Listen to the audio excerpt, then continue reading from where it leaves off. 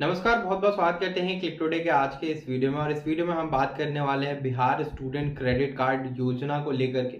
बहुत सारे स्टूडेंट का जो है पिछले वीडियो में कमेंट आया कि हम जो है बीबीए में, बीसीए में, एमबीए में, एमसीए में और भी जो है बीटेक वगैरह के कोर्सेज में एडमिशन लेने के लिए जा रहे हैं, तो हमें जो है पूरी इन्फॉर्मेशन दीजिए A to Z, यानी कि शुरू से लेकर के अंत तक का पूरा प्रोसेस बताइए कि कब तक के हमारा जो है ये लोन सैंक्शन हो जाता है और कब तक हमारे कॉलेज में, हमारे अकाउंट में कितना कितना पैसा जो है चला आता है। इसके बारे में हम इस वीडियो में जो डिटेल में डिस्कस करेंगे। एक एक पॉइंट को आप चाहो तो नोट डाउन कर लो या फिर हमारे वेबसाइट पे जा करके एक एक डिटेल्स को बारीकी से पढ़ भी सकते हैं, वहां से भी आप नोट डाउन कर सकते हैं देख करके। साथ ही कितने कोर्स जो है इसके अंदर लिस्टेड है, जो कोर्स आप करने जा रहे हैं क्या उस कोर्स के लिए आपको जो है लोन प्रोवाइड किया जाएगा गवर्नमेंट की तरफ से या फिर नहीं किया जाएगा, इसका इंटरेस्ट रेट कितना रहता है, गर्ल्स के लिए कितना रहता है, बॉयज के लिए कितना रहता है, फिजिकली डिसेबल्ड जो रहते हैं उनको कितना जो इंटरेस्ट रेट जो है पे करना पड़ता है। इन सभी जानकारियों को लेकर के इस वीडियो में जो है हम चर्चा करने वाले हैं, तो वीडियो को शुरू से लेकर के अंत तक देखना ना भूले। साथ ही जो इस वीडियो को लाइक करना ना भूले, ज्यादा से ज्यादा लाइक करिए जिससे कि सभी लोगों तक एक एक डिटेल्स जो है पहुंच पाए। आपको यूट्यूब के ऊपर जो पूरी वीडियो जो है मिलेगी सिर्फ बिहार स्टूडेंट क्रेडिट कार्ड को लेकर के, लेकिन उसमें हर एक डिटेल्स जो है बारीकी से नहीं बताया जाता है। लेकिन हम एक सीरीज अभी तक के जो चला रहे हैं जिसमें कि आपको एक एक डिटेल बताया जाएगा बिहार स्टूडेंट क्रेडिट कार्ड को लेकर के। लोन कैसे आपको मिलेगा, आपका कॉलेज लिस्टेड है कि नहीं, ये सारी जानकारी मिलेगी। इसके लिए हमने जो एक स्पेशल प्लेलिस्ट भी बना रखा है, उस प्लेलिस्ट को आप विजिट करके देख सकते हैं। उसमें एक एक इन्फॉर्मेशन जो है बताया गया है। हालांकि इस वीडियो में भी हम सारी इन्फॉर्मेशन को कवर अप करेंगे। साथ ही अगर आपके कोई सवाल हो तो नीचे कमेंट करके पूछ लीजिएगा। चलिए अब हम बात करते हैं ये स्टूडेंट क्रेडिट कार्ड योजना को लेकर के, कब से ये आपको मिलना शुरू हो जाएगा।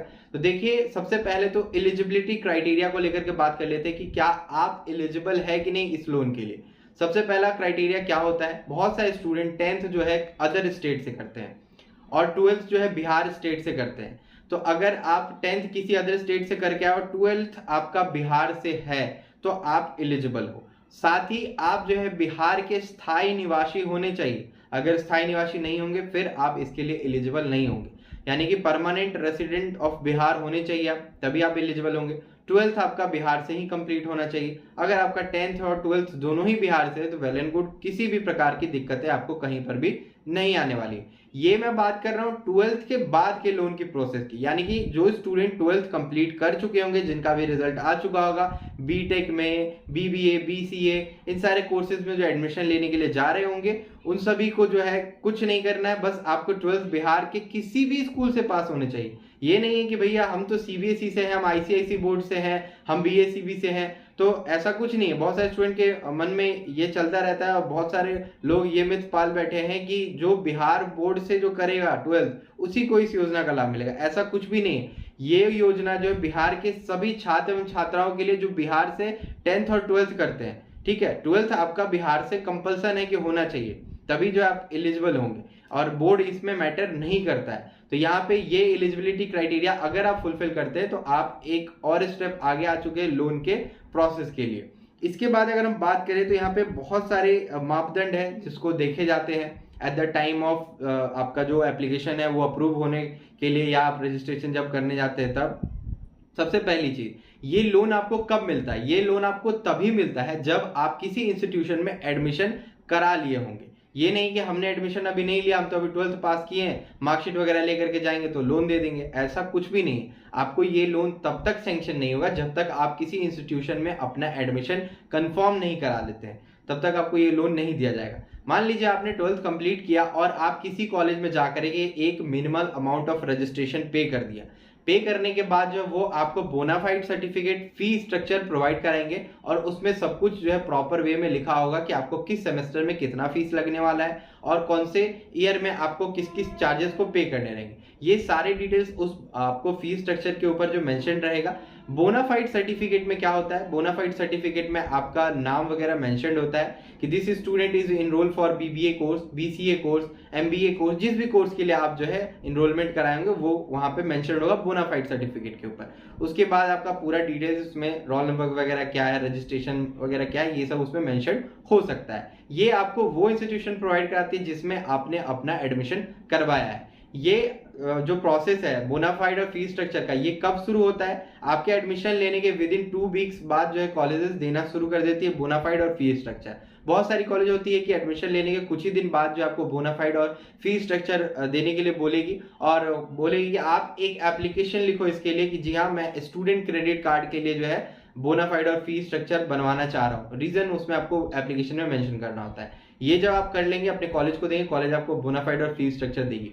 एक और सबसे महत्वपूर्ण बात और बड़ी बात कि आपको सबसे पहले जिस कॉलेज में आप एडमिशन लेने जा रहे हो उससे पहले आपको जो उस कॉलेज का नाम, जो डीआरसीसी का जो वेबसाइट है, मतलब जो स्टूडेंट क्रेडिट कार्ड का जो ऑफिशियल वेबसाइट है, उस पे जाकर के कॉलेज का नेम सर्च कर लीजिए। मान लीजिए आप महाराष्ट्र से, पुणे से, दिल्ली से, नोएडा से, वहां से अगर आप अपना बीबीए बीसीए कर रहे हैं या करने का सोच रहे हैं, आपको सबसे पहला काम करना चाहिए कॉलेज लिस्ट विजिट करना चाहिए। हमारे वेबसाइट के ऊपर कॉलेज लिस्ट के लिए एक स्पेशल लिंक लगा हुआ है। वहां पे जैसे ही आप जाएंगे, उसके बाद क्या है कि आपका पूरा कॉलेज का जो नाम आ जाएगा। सबसे पहले आपको स्टेट सेलेक्ट करने के लिए कहा जाएगा, स्टेट सेलेक्ट करिएगा, उसके डिस्ट्रिक्ट सेलेक्ट करने के लिए कहा जाएगा और सर्च कर दीजिएगा। सर्च करने का जितने भी कॉलेजेस है उस स्टेट में और उस स्टेट के डिस्ट्रिक्ट में, वो सारे कॉलेज के नाम आ जाएंगे। अदरवाइज आप जो है स्टेट और डिस्ट्रिक्ट सेलेक्ट कर लो और कॉलेज का नाम भी सर्च करोगे ना, तो आपका नाम जो है प्रॉपर आ जाएगा कि क्या क्या जो है नाम है इंस्टीट्यूशन का, और उसमें आपके इंस्टीट्यूट का या आपके कॉलेज का नाम इनरोल्ड है या नहीं है, ये सारी चीजें दिख जाएगी। और एडमिशन लेने से पहले जो कॉलेज आपको कह रही है, वादा कर रही है 100% प्लेसमेंट देंगे, लोन की फैसिलिटी है, उनसे सारा कुछ क्लियर हो जाना तभी एडमिशन लेना। नहीं तो ये रजिस्ट्रेशन के टाइम पे आपको बहुत दिक्कत होता है। यानी लोन के लिए जब रजिस्टर करने जाओगे उस टाइम पे पता चलेगा कि उनके वेबसाइट पे, पोर्टल पे जिस कॉलेज में आपने एडमिशन लिया उनका नाम लिस्टेड ही नहीं है, तो फिर आपको दिक्कतों का सामना करना पड़ेगा। तो ये चीज आप पहले देख लोगे। इसके बाद जो है आपका जो बोनाफाइड और फीस स्ट्रक्चर जो वो देंगे, वो लेकर के अपने डिस्ट्रिक्ट के डीआरसीसी ऑफिस में जाएंगे। आपके आधार कार्ड पे जो डिस्ट्रिक्ट मेंशन्ड होगा उसके नियरेस्ट डीआरसीसी में आप जाइएगा। हर डिस्ट्रिक्ट में एक डीआरसीसी ऑफिस होता ही होता है, तो आप जो है उस डीआरसीसी ऑफिस में जाइएगा, लोकेशन सर्च कर लीजिएगा ऑनलाइन के माध्यम से। हमारे वेबसाइट पे एक एक डिटेल्स जो है आपको मिल जाएगा, हर एक डीआरसीसी ऑफिस का नंबर, कॉन्टेक्ट डिटेल्स और जो एड्रेस है वो मिल जाएगा। ठीक है। एक और चीज मैं बताना चाहता हूँ कि हमारे वीडियो के डिस्क्रिप्शन बॉक्स में एक जो है फॉर्म दिया हुआ है, रजिस्ट्रेशन फॉर्म। उस फॉर्म को जो आप रजिस्टर करोगे ना, तो आप अगर कंफ्यूज हो कि आप किस कॉलेज में एडमिशन लो जिससे कि आपका बेहतर करियर बने आगे, तो हम जो है आपको गाइड करेंगे और हम उन कॉलेज का रिकमेंडेशन आपको देंगे जहां पर कि ये स्टूडेंट क्रेडिट कार्ड वाली फैसिलिटी अवेलेबल है। ठीक है, तो वो वाला फॉर्म आप फिल कर लो, आपको कॉल बैक जाएगा हमारी ओर से, तो आप जो है उसका रिस्पॉन्ड करना एंड देन आप अपनी जो क्वेरीज है वो पूछ सकते हो और वो भी आपको कॉलेज रिकमेंड करेंगे कि ये कॉलेज आपके लिए बेटर है। और आपका जो मार्क्स क्राइटेरिया जितना भी है वो फुलफिल करने के बाद जो है आपको इस लोन के लिए एलिजिबल किया जाएगा और एडमिशन उस कॉलेज में हो पाएगा। जो भी कॉलेजेस रहेंगे बेस्ट आपको बताए जाएंगे। तो आप फॉर्म को फिलअप कर लीजिए, कमेंट बॉक्स में भी लिंक पिन किया गया है। अब चलिए हम बात करते हैं जो इंपॉर्टेंट जो पॉइंट्स है। सबसे पहले कि आप जब बोनाफाइड अपना बनवा लेते हैं अपने कॉलेज से और फीस स्ट्रक्चर बनवा लेते हैं, एक दो और चीज बहुत सारे स्टूडेंट पूछते हैं कि भैया मैंने फर्स्ट सेमेस्टर में ये लोन के लिए अप्लाई नहीं किया, तो क्या मैं सेकंड सेमेस्टर में एलिजिबल हूँ? जी हाँ, आप सेकंड सेमेस्टर में भी एलिजिबल हो। आप चाहो तो सेकंड सेमेस्टर में जब जाओगे तो बोनाफाइड और फीस स्ट्रक्चर बनवा लेना। वो बोनाफाइड और फीस स्ट्रक्चर उतने ही सेमेस्टर के बनाएंगे जितने सेमेस्टर का आपका फीस बाकी है, और वहां से आपका जो है लोन मिलना शुरू हो जाएगा। तो ये वाला ऑप्शन भी आपके पास अवेलेबल रहता है। इसके बाद आप जिस कॉलेज में एडमिशन ले रहे हैं उस कॉलेज में आपका जो है नैक से A++ होना चाहिए आपका कॉलेज, या फिर नैक से A ग्रेडेड होना चाहिए, A ग्रेडेशन होना चाहिए, तभी जो है आपको इस लोन के लिए एलिजिबल माना जाएगा। आउट ऑफ बिहार स्टेट, यानी कि बिहार स्टेट के बाहर के अगर कोई कॉलेज, प्राइवेट कॉलेज में एडमिशन ले रहे हैं तो नैक से A ग्रेडेड होना चाहिए, तभी उस कॉलेज को लोन सैंक्शन कराया जाएगा और लिस्ट में शामिल भी होना चाहिए। इसका बात मैंने आपको बता दिया।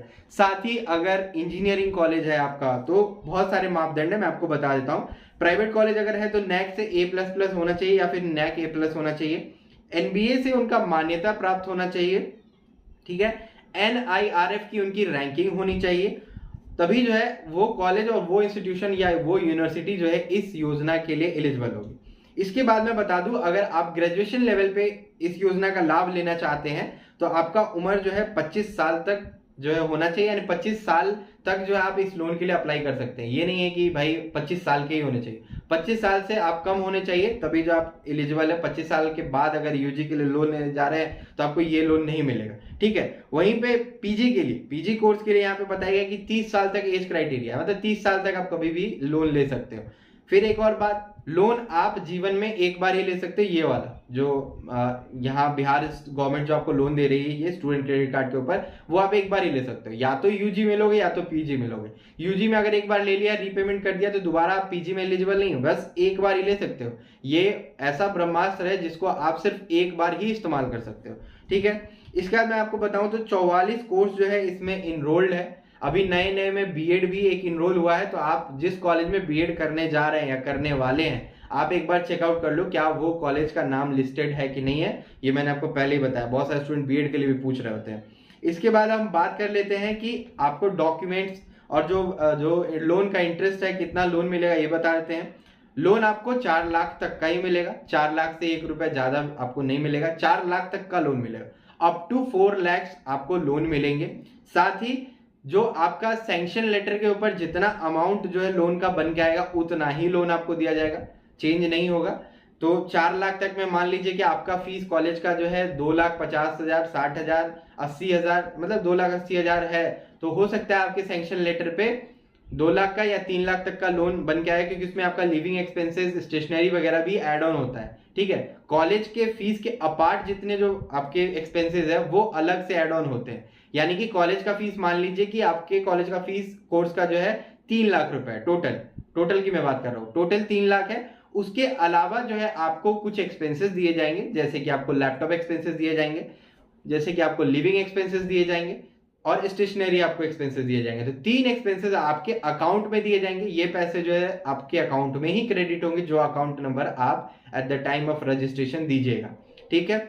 इसमें आपको मैं बताना चाहता हूँ, लैपटॉप के लिए 35,000 मिलता है, स्टेशनरी के लिए 10,000 मिलता है, टोटल आपको स्टेशनरी के लिए 20,000 रुपए मिलेगा। और लिविंग एक्सपेंस भी आपको उसमें कुछ एड ऑन होकर के मिलता है। लिविंग एक्सपेंस को लेकर के कुछ क्राइटेरियाज बताए गए हैं कि आप जिस कॉलेज में एडमिशन ले रहे हैं वो किस टाइप के सिटीज में आ रहा है। 8 सिटीज की अगर हम बात करें, 8 सिटीज में जो है 5,000 लिविंग एक्सपेंसेस दिए जाते हैं। उसके बाद अगर हम बात करें तो पटना की अगर हम बात करें, यानी अगर आप बिहार के पटना से कर रहे हैं तो 4,000 रुपए आपको जो पर मंथ एक्सपेंसेस जो है दिए जाते हैं। और पटना के बाद जो भी हो गया, मुजफ्फरपुर हो गया या फिर अदर किसी भी डिस्ट्रिक्ट में है, सीजॉल वगैरह में अगर आप एडमिशन लेते हो तो 3,000 पर मंथ आपको मिलेंगे।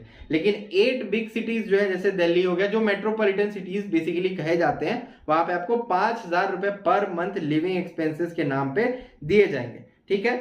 10,000 आपको स्टेशनरी और 35,000 आपको लैपटॉप के लिए दिए जाएंगे। तो ये पूरा आपको जो लोन का जो है सैंक्शन लेटर के ऊपर पूरा मेंशन रहेगा कि कब कब आपको कितना मिलेगा। लिविंग एक्सपेंस आप पूरा लेना। स्टेशनरी का जो 20,000 है या 28,000 है, समथिंग ऐसे ही करके वो पूरा अमाउंट लेना।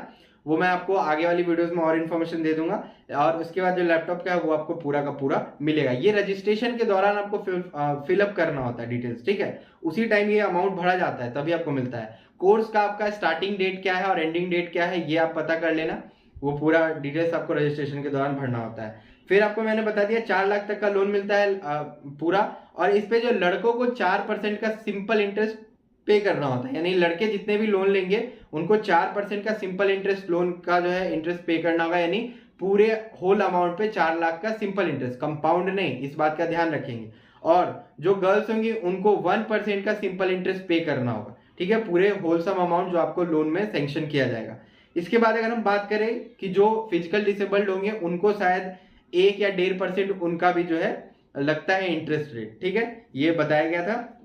इसके बाद हम बात करते हैं डॉक्यूमेंट में आपके क्या क्या लगेंगे। 3 फोटोज आपको लगेंगे और आपको आवासीय प्रमाण पत्र लगेंगे। 10th का आपका जो है मार्कशीट लगेगा।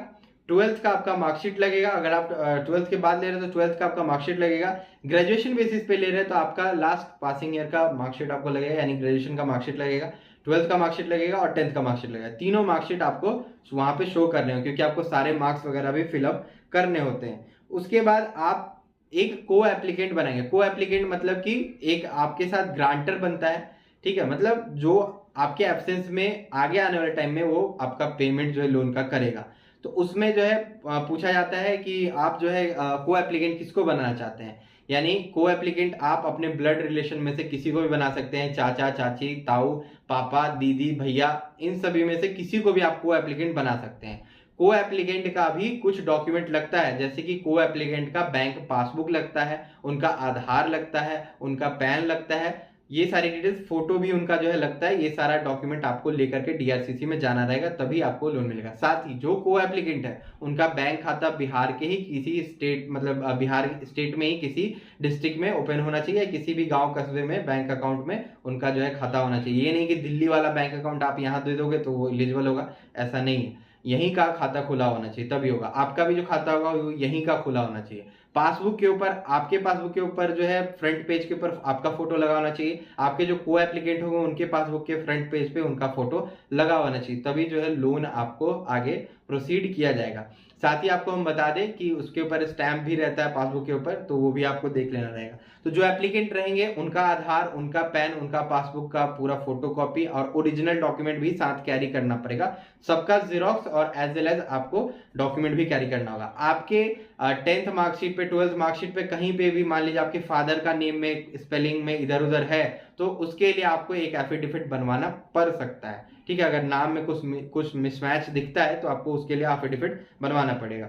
ठीक है, तो ये तो हो गई बात की जो डॉक्यूमेंट्स आपको लगेंगे। और डॉक्यूमेंट में अब मैं आपको फिर से रिपीट कर देता हूँ। सबसे पहले आपके जिस कॉलेज में आपने एडमिशन लिया है उस कॉलेज का बोनाफाइड सर्टिफिकेट, फीस स्ट्रक्चर आपको चाहिए होगा। ठीक है, उसके बाद जो है अगर कुछ एफिडेविट लगना हो तो एफिडेविट लगेगा, नाम वगैरह में अगर कुछ गलती होगा तो एफिडेविट लगेगा। आपका आधार कार्ड, आपके जो को एप्लीकेंट है उनका आधार कार्ड, आपका पैन कार्ड, आपके को एप्लीकेंट का पैन कार्ड, आपका बैंक पासबुक और आपके को एप्लीकेंट का बैंक पासबुक, जिसके फ्रंट पेज के ऊपर जो आगे में जो वहां पे आपका अकाउंट डिटेल रहता है वहां पे फोटो और उसके ऊपर मुहर लगा होना चाहिए। ये हो गया। इसके बाद ये सारा डॉक्यूमेंट लेकर के आप जाएंगे डीआरसीसी, वहां पे आपका रजिस्ट्रेशन किया जाएगा, टोकन आपको काट के दिया जाएगा, फिर आपको काउंटर नंबर बताया जाएगा, वहां पे जाके आपको पूरा डिटेल्स बताना रहेगा और रजिस्ट्रेशन आपका करेंगे। या फिर आप खुद से भी ऑनलाइन कर सकते हैं। मैं ऑफलाइन आपको प्रीफर करता हूं कि आप डीआरसीसी में जाके ही रजिस्ट्रेशन करवाओ, क्योंकि ऑनलाइन में कई बार स्टूडेंट गलत डिटेल फिल कर देते हैं जिसकी वजह से उनका टाइम लग जाता है लोन आने में। ठीक है, अब रही बात कि भैया रीपेमेंट का बता दो कुछ। रीपेमेंट का क्या रहेगा अगर हम चाहें कि पूरा मेरा कोर्स खत्म हो जाए। तो देखिए, कोर्स खत्म होने के बाद मान लीजिए आपका 4 साल का कोर्स है। ठीक है, 4 साल का कोर्स कंप्लीट हो गया, इस दौरान किसी भी प्रकार का इंटरेस्ट नहीं लगेगा। 4 साल में आपको किसी भी प्रकार का कोई सिंपल इंटरेस्ट नहीं लगने वाला है, किसी भी प्रकार का इंटरेस्ट नहीं लगेगा। जैसा 5वां साल आएगा उस साल भी कोई इंटरेस्ट नहीं लगेगा, यानी कि कोर्स प्लस 1 ईयर, आपका 4 साल प्लस 1 ईयर जो है आपका कोई भी इंटरेस्ट नहीं लगने वाला, कोई भी पैसा आपसे डीआरसीसी मांगने नहीं जा रही है। फिर जैसे आपका 6वां साल आएगा उस साल से आपका इंटरेस्ट शुरू हो जाएगा और आपको उस साल से अपना रीपेमेंट ऑफ लोन के लिए जाकर के जो कोर्ट से एक बॉन्ड लेना होता है। उस बॉन्ड के ऊपर जो है कुछ कुछ चीजें जो प्रिंट करानी होती है और लेकर के आपको जाना होता है, या फिर सादा बॉन्ड 100 रुपए वाला जो होता है, नॉन जुडिशियल स्टैम्प पेपर कहते हैं उसको, sorry, non judicial stamp paper लेके जाएंगे। उसके ऊपर जो मैटर है पूरा लिखा है कि आपको कितना सब्सिक्वेंट पेमेंट जो है करना है, कितने ईएमआईज आप बनवा रहे हैं, वो आपका at the time of repayment. या फिर आप 1 लाख में ही मतलब एक बार में ही आप जो है पूरा रीपेमेंट कर देना चाहते हैं। एक बार में रीपेमेंट अगर आप करते हो तो आपको कुछ डिस्काउंट दिया जाएगा, आपको छूट जो है 0.5% का छूट दिया जाएगा। यानी अगर आप लड़के हैं तो 3.5% का आपको जो है इंटरेस्ट रेट पे करना होगा। और जो स्टूडेंट बाद में अपना सब्सिक्वेंट पेमेंट बनवाना चाहते हैं, ईएमआई बनवाना चाहते हैं, तो 84 किस्तों में आप पैसों को वापस कर सकते हो। ठीक है, 84 किस्त आप बनवा सकते हो 4 लाख तक का। और 2 लाख तक का अगर आपका लोन सेक्शन होता है तो 60 किस्तों में आप ईएमआई बनवा सकते हो और 60 किस्तों में आप उसको वापस कर सकते हो। तो ये बताया गया। और जो बॉयज को है वो 0.5% का रिबेट मिलेगा और गर्ल्स को भी जो है वो 0.5% का रिबेट मिलेगा।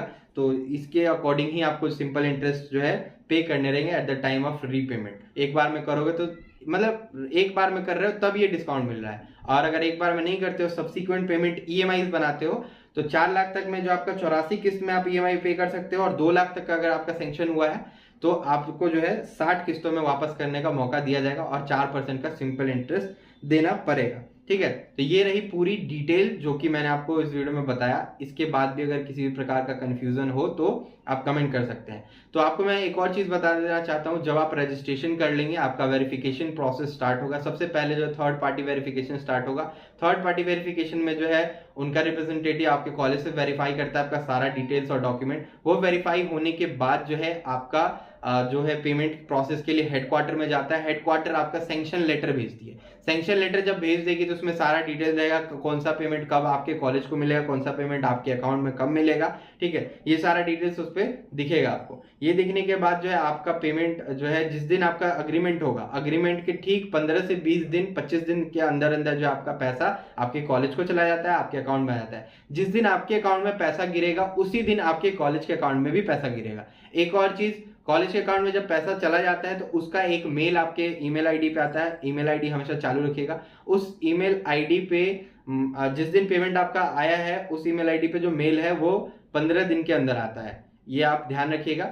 जिस दिन आप मान लीजिए आ जाए पेमेंट तो 15 दिन के बाद जो कंफर्मेशन आएगा कि जी हाँ इतना अमाउंट आपके कॉलेज को क्रेडिट किया गया है और इतना अमाउंट आपको दिया गया है। ये मेल जो आपको बाद में 15 दिन के बाद जो है आ जाता है और उसका प्रिंट आउट निकाल के आपको अपने कॉलेज में जमा करना होता है अकाउंट्स डिपार्टमेंट में कि मैंने अप्लाई किया था लोन के थ्रू और मेरा पेमेंट आपके कॉलेज में आ चुका है। आप अपने ट्रांजेक्शन से आईडी से मैच कर लीजिए कि आपको पेमेंट रिसीव हुआ है या फिर नहीं हुआ है। ये यहाँ तक की प्रोसेस की बात है। सेकेंड सेमेस्टर का फिर फीस कैसे मिलेगा, तो जब आपका फर्स्ट सेमेस्टर का रिजल्ट आ जाएगा आपको declaration form as well as आपको अपना डॉक्यूमेंट जो है यानी कि आपका मार्कशीट अगर आ जाता है तो मार्कशीट, नहीं आता है तो बोनाफाइड और प्रमोशनल लेटर बनवा करके उसको अपलोड करना होता है अटैच करते हुए। उसके बाद अगला सब्सिक्वेंट पेमेंट आपका होता है। रही बात जो स्टूडेंट प्रमोट हो जाते हैं तो उनको भी ये लोन आगे मिलता है, लेकिन थोड़ा लफड़ा जो है बढ़ जाता है। इसलिए हमेशा एक बात का ध्यान रखिए कि डीबार्ड आपको ना लगे, आप जो हमेशा पास होते चले जाओ।